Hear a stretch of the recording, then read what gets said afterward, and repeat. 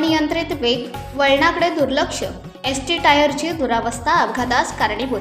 महाड तालुक्यातील एकमेव सुस्थितीतील डांबरी रस्ता अपघातामुळे बदनाम। मुंबई गोवा महामार्गाला पर्यायी मार्ग म्हणून तयार झालेला महाड-विणेरे दापोली खेड दिशेला जाणारा मार्ग गेली अनेक वर्ष ठेकेदारांच्या देखभाल दुरुस्तीमुळे सुस्थितीत आहे।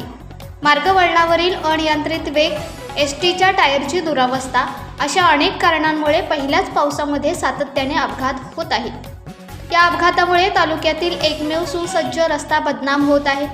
महाडमधून दापोली आणि खेड दिशेने जाणाऱ्या मार्गावर पडणाऱ्या पावसामुळे तीव्र उतारावर वाहने घसरून अपघात होत आहेत।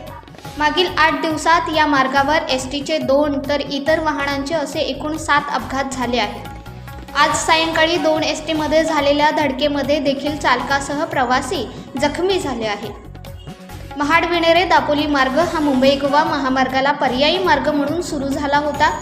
खेड आणि दापोलीकडे जाणाऱ्या पर्यटकांना या रस्त्याचा अंदाज येत नसल्याने हे वाहन चालक वळणाकडे दुर्लक्ष करत वाहन चालवत असल्याने अपघात होत आहेत। त्यातच एसटीच्या झालेल्या अपघातामध्ये एसटीच्या चाकांची दुरावस्था झाल्याचे दिसून आले आहे। महाड-दापोली खेड मार्गावर नातूनगर या दरम्यान सार्वजनिक बांधकाम विभागाकडून गतिवेग फक्त 20चा देण्यात आला आहे। मात्र या मार्गावरून धावणारे पर्यटक वेगाने वाहन चालवत जात आहेत।